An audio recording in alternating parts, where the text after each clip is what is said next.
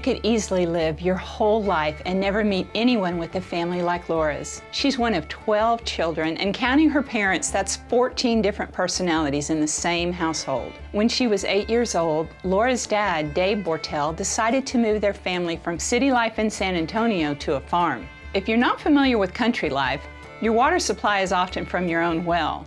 So when the Bortels first moved to their new farm, they didn't have a good water well, and they had to get drinking water from their neighbors. They stored water in 55-gallon barrels to wash their clothes and heated water over a fire for bathing, pretty much like a modern-day Little House on the Prairie.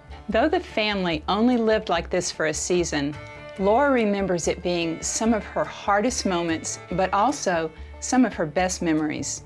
Tell us about some of the hard moments when your family first moved to the farm. Okay, so when we first moved out, I think the hardest moments for me personally was that we moved to somewhere new and we left all of our friends behind. It was new to us to work and actually we had obligations to do. We got goats, learned how to milk them because we'd use the milk all the time for drinking, mix it with Ovaltine and everything. We lived in a cottage. And so it was very cramped, and we all lived in one bedroom. How many of you were in that one bedroom? So 13 people in one bedroom every night. Wow. And it was not a big room. And so that was really challenging a lot. We bonded. My siblings and I bonded. It was definitely a lot of learning experiences. I learned how to fix a fence. My siblings and I, we learned really well on how to dig holes. Apparently it builds character. Laura credits the early struggles her family experienced with being a big part of who she is today. Her parents raised their children to be self-sufficient adults and not depend on anyone. On the farm, there was no separation of jobs for the boys and jobs for the girls. They all learned mechanics, and they all learned how to use every tool in the shed. How would you describe your relationship with your parents when you were growing up? I was a child that was, I teased my siblings saying that I made them look like they're the angel children. You're welcome. I made you look good. Because I was that kind of terrorist. I put my parents through a lot. I tested probably their every limit and exceeded. It resulted in not really having a good relationship with them. I dealt with a lot of depression, and so I was very closed off with them. But my dad and I, we had the same personality, the same way our minds operated. He was more mathematical and more of the legit logical side. I was more of the emotional side, but the same personality. But our love languages were very different. So we always butt heads like crazy.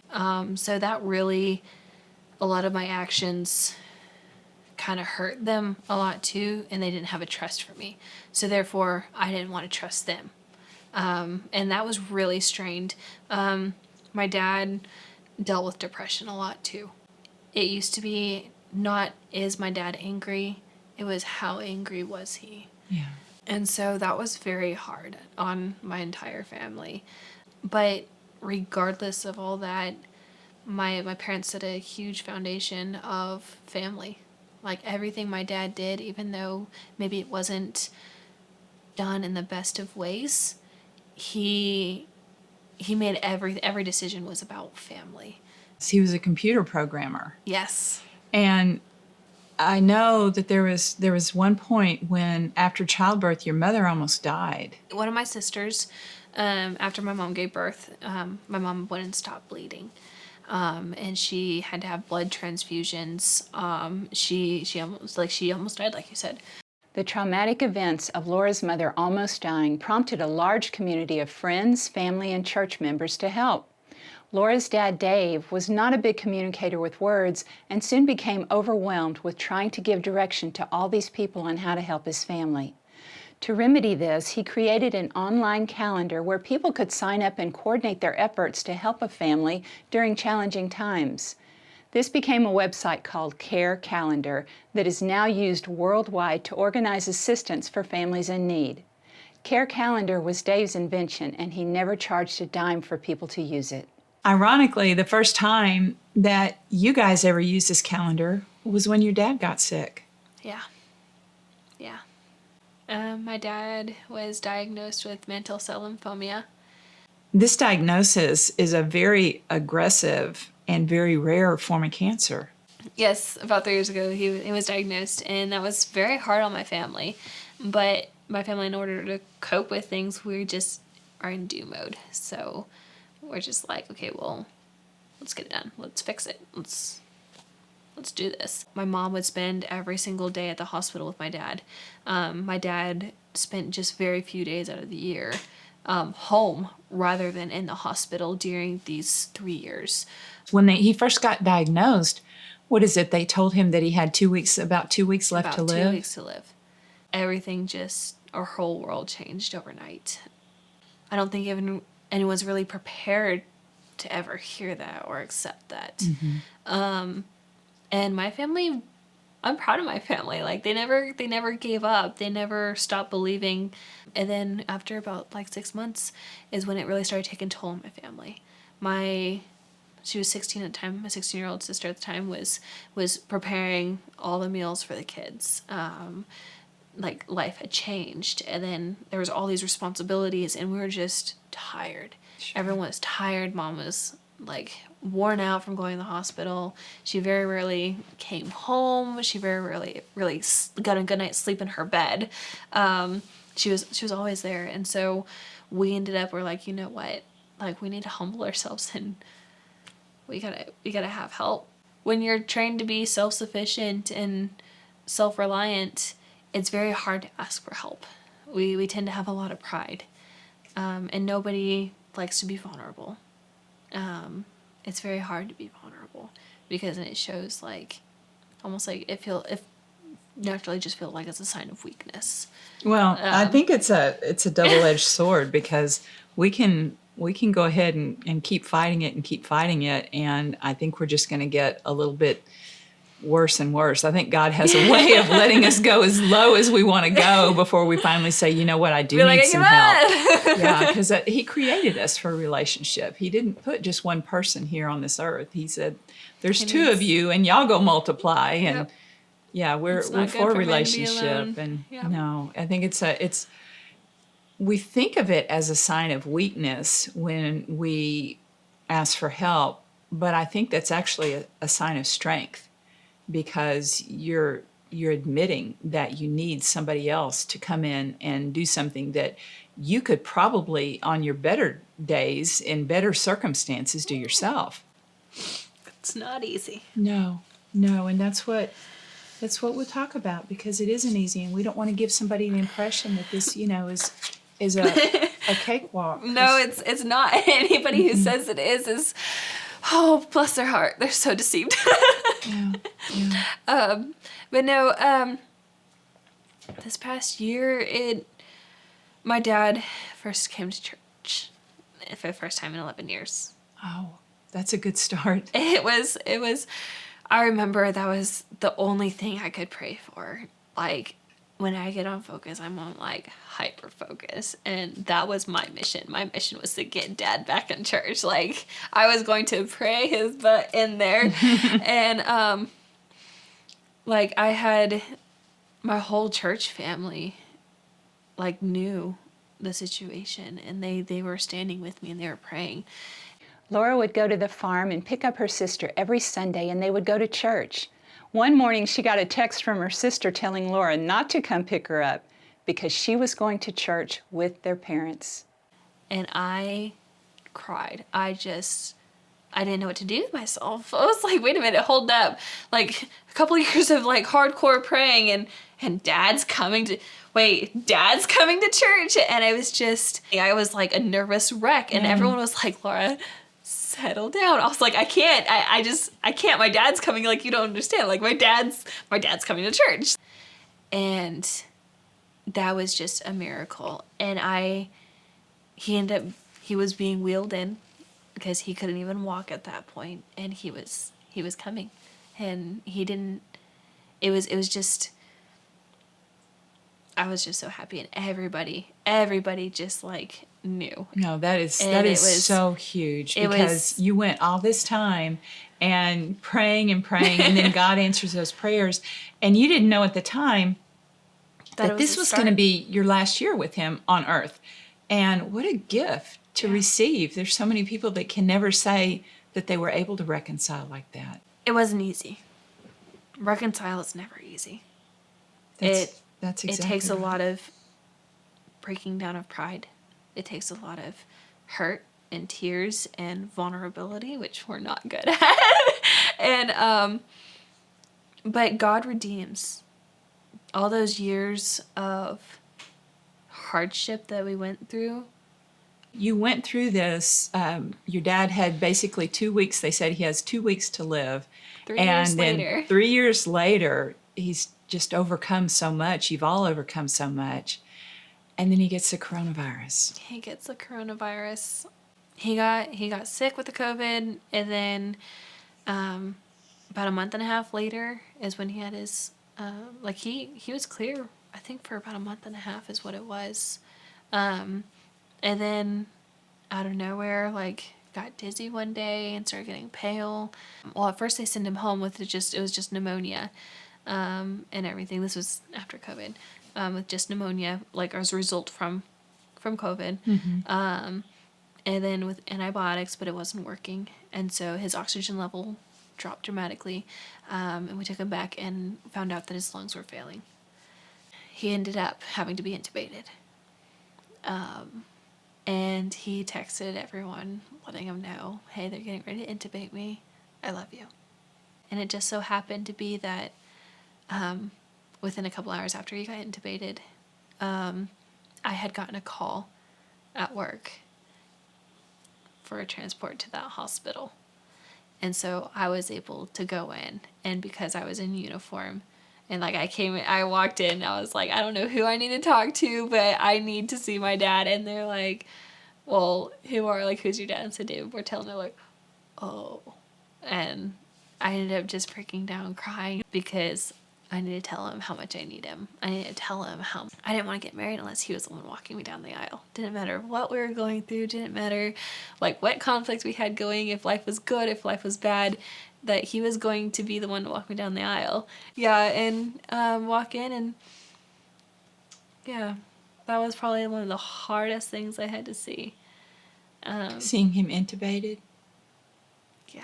Okay. The thing is that he was doing so well. I mean, he beat the odds with this cancer. He did. And everything then was looking up. The coronavirus hits him, and he beats the odds with the coronavirus. But because his immune system was so compromised with the coronavirus, if I understand correctly, that made him susceptible to other things. It wasn't very long after he was intubated, I'm thinking before he passed. No, just a few days. A few days, okay. Yeah. And I really want to say this is super important, that even though you hadn't had the best relationship with your dad when you were growing up, the last year of his life, you were able to reconcile. And I think you had the relationship that you had always wanted. Yeah. Sorry.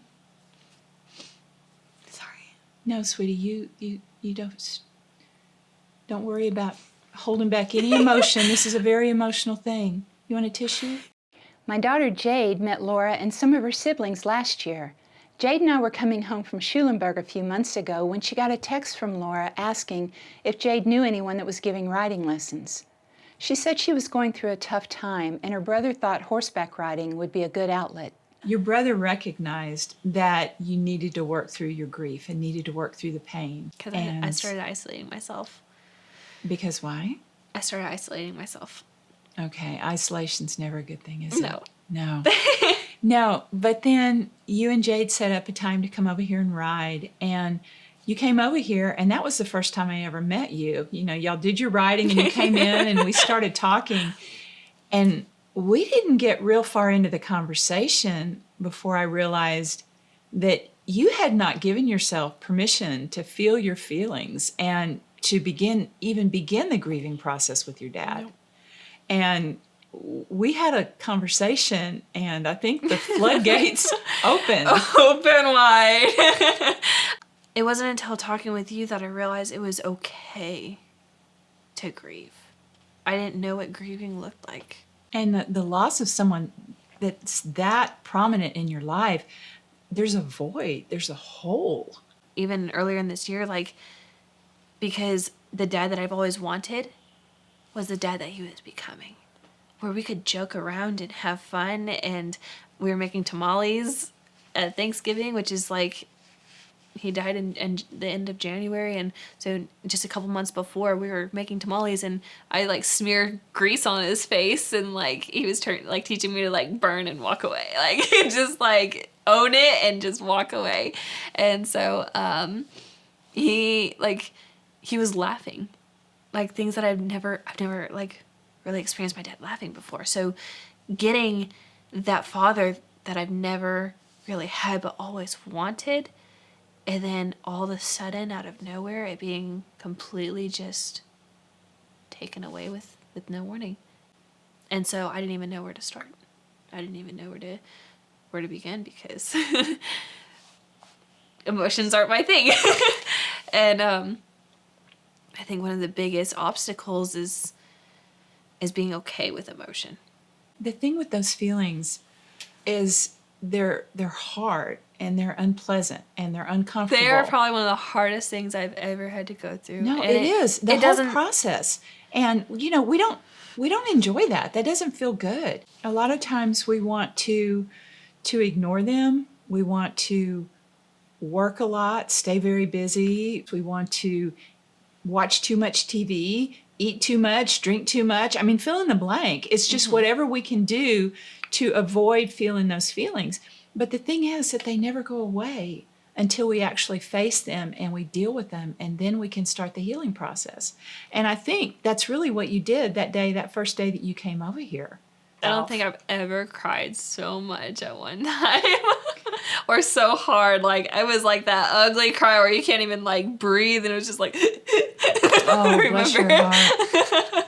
It was crazy because I didn't even know you. I know. That's so unlikely for me too. It's just so much, God was so present there because I didn't know who you were. I wasn't even planning on telling Jade, but then when I was riding the horses, it was just like, it just came out. Yeah. And then next thing I know is I'm telling you too, and I was like, oh gosh.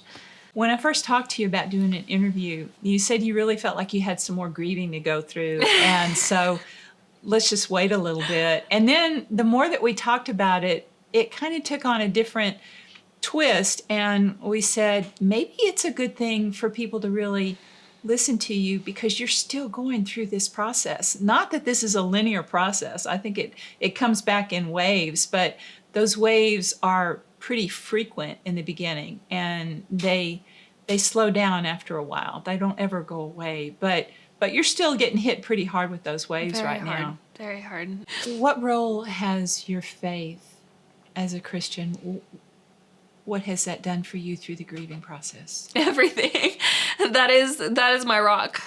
If it wasn't for my faith, I don't even want to think about where I could be right now, because I would not be able to make it. Let me ask you something. Was there ever a time when you were angry with God? Yes. And sometimes I still struggle. Sometimes I still struggle with that one. I think that that's amazing that you are being so honest about that, because I see so many people that go around and it's almost as though they feel like they're betraying God if they say that they don't like something, or they're unhappy about a situation, or any kind of problem with something going on in their life. And I think that that's more insulting than anything, because are we fooling him? No, he knows our hearts. And I think the most precious gift that we can give back to God is being honest and a pure heart. And sometimes my pure heart is angry, and I need to tell him that. Yep. I remember vividly just, I think the breaking point of my healing process was about the day or 2 days after I talked to you, and like it was just mulling over my mind, like, have you allowed yourself to grieve? Like, it's okay to grieve, but I didn't know how to proceed. And a dear friend of mine from church, she's like, girl, like, she's like, what are you scared of? Why are you scared to be vulnerable with God? And I was like, dang, like, way to call me out. I was like not having it. And I get a little bit irritated, and because I didn't know how to deal with it. Mm-hmm. And then I got in my car one day and I was driving to work, and I yelled at God. Like, that ugly cry, didn't care if anybody else heard me from a mile away. Like, I yelled at God, and I told him, I said, I know this anger should not be directed at you, but I am angry. Like, I hate the fact that you took my dad. Like, I don't understand it. I don't understand why, like, the dad that I've always been praying for, and you finally give him to me, and then you take him away. Like, I feel betrayed. I feel like you just cheated me, like, of just a good thing. And I was like, and I let him know I didn't understand.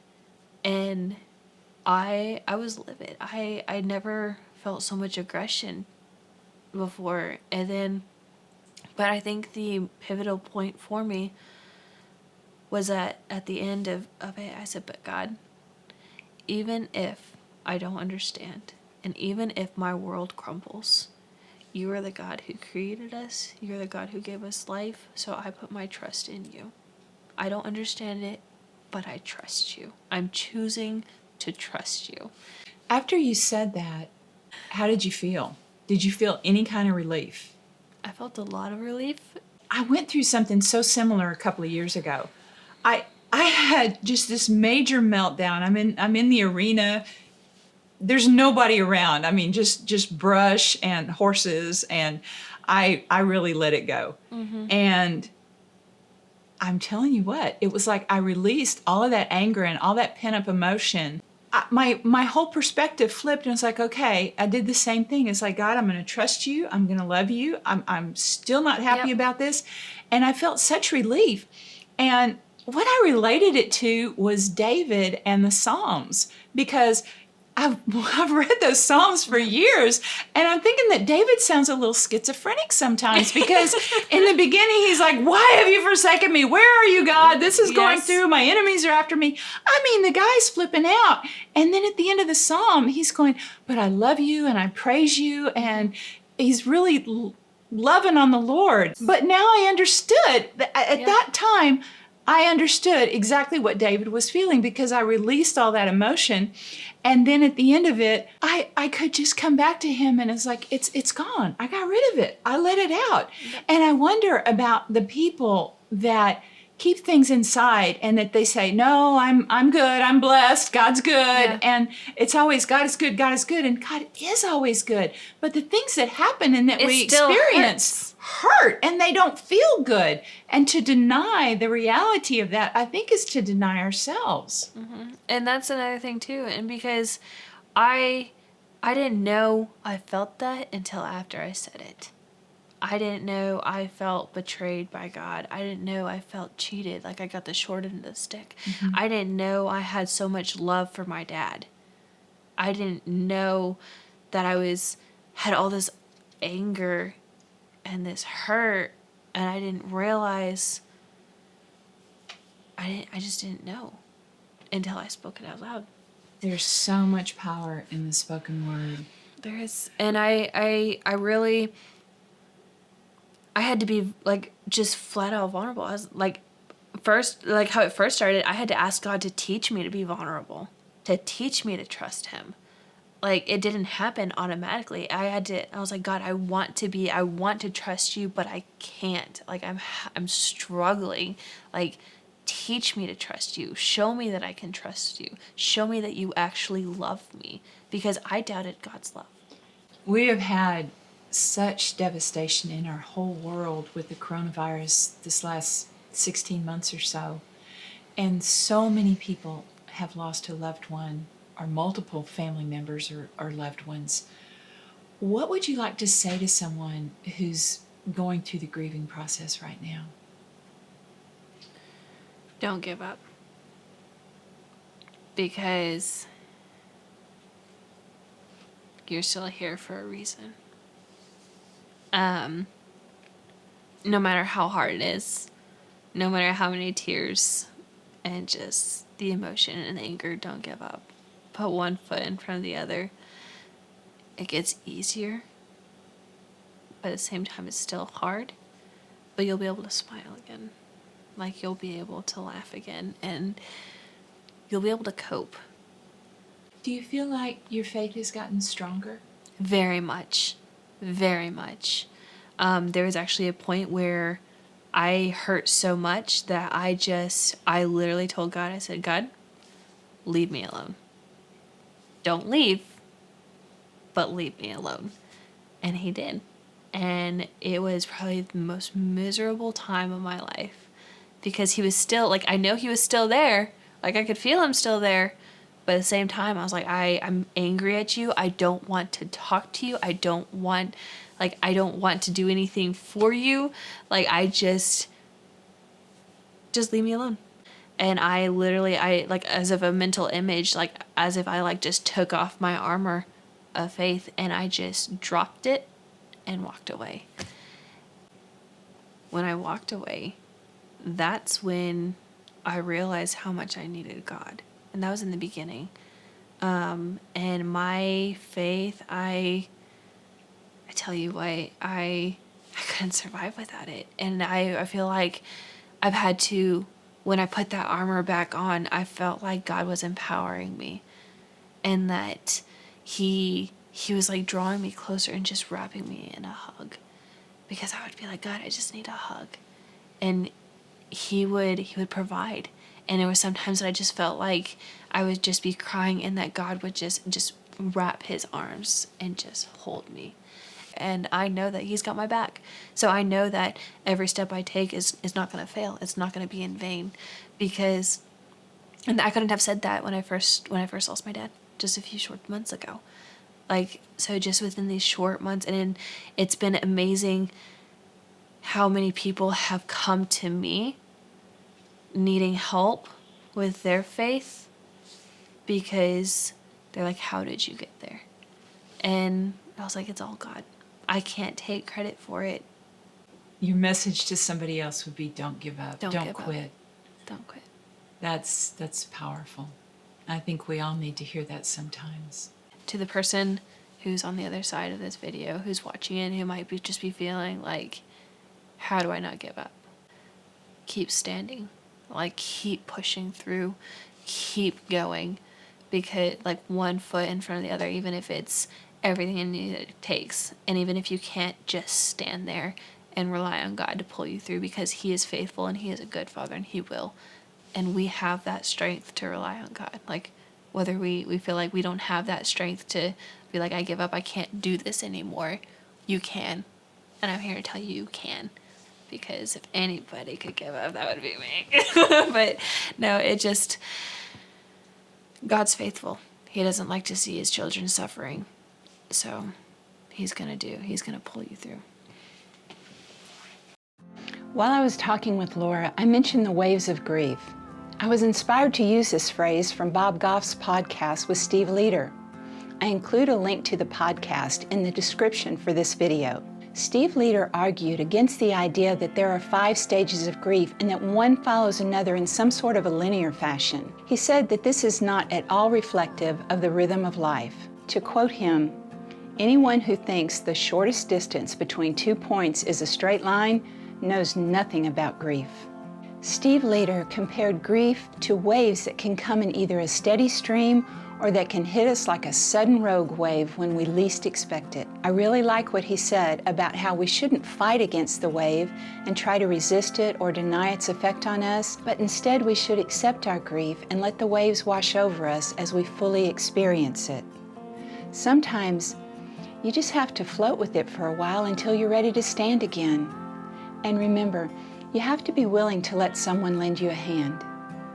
Then, as we work our way through the grief, we become stronger and the waves will subside.